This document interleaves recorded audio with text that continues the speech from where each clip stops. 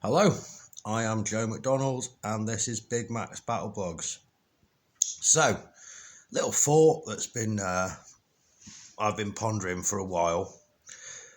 Why don't the Ukrainian government and the Ukrainian Air Force create a program so international volunteers can be fighter pilots for the Ukrainians?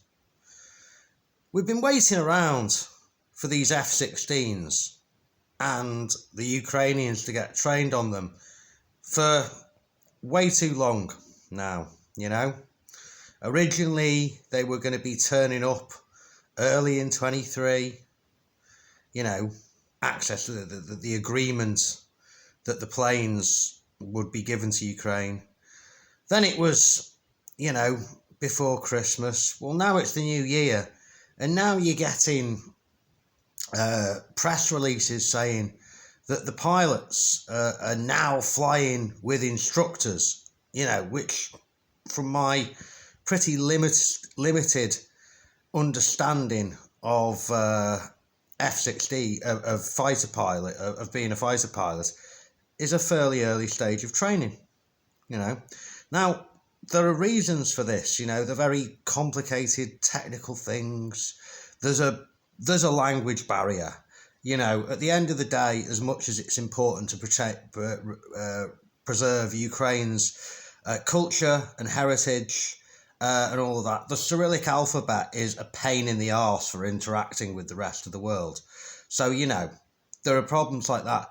But I bet if United 24 are listening, if the Ukrainian government are listening, make a big press release. Get United 24 on the case and say to every country that uses F-16s, and there's a lot, right? If you used to fly F-16s and you'd like to come to Ukraine for this length of time on this contract for this much money and fly this many missions, I think you could have these fucking planes in the air in a month or two's time.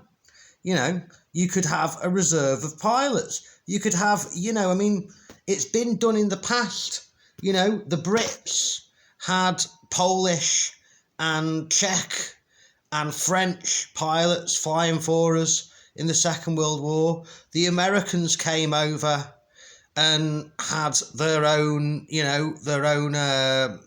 pilot division, pilot squads in the First and Second World War. It's been done before. Why not do it now? The skilled people. Like if Ukraine needs more trained men, which it does, focus on the guys with military training that can operate things like fighter planes and the Challengers and the Abrams. I've heard that some of the Challengers and the Abrams up in Kupiansk aren't doing that great because the Ukrainians operating them haven't had enough training. Well, I bet there's loads and loads of British guys who spent their entire career in a tank regiment and never really got to do anything because we haven't really used them since the First Gulf War. So there's guys who've been in the army as Challenger crewmen for 20 years or 10 years and they've literally never got to do anything with it except take it out on exercise. Offer them a contract. Offer F-16 pilots a contract. Offer, focus on artillerymen. Focus on guys in the signals and the radars and air defence. That's just an idea, I don't think Ukraine really needs that many more foreign international infantry. But, it's great that guys come over and want to serve, but Ukraine's got plenty of manpower and plenty of guys who can do an infantry role. But at the end of the day, guys who are well trained and have got years of experience using and operating NATO and Western weapon systems like F-16s are readily available, So yeah, just my two thoughts about how we could be more effective and make use of foreign manpower, because there's guys who would love to come and help Ukraine, But they don't want to just fall into an infantry role after being something like a fighter pilot. They'd like to be a fighter pilot. Offer them that job. Anyway, just my thoughts. Goodbye from me, Joe McDonald at Big Max Battle Blogs, and as always to our Russian and Vatnik listeners, Idi Nahoy za Lupa. Pizdets.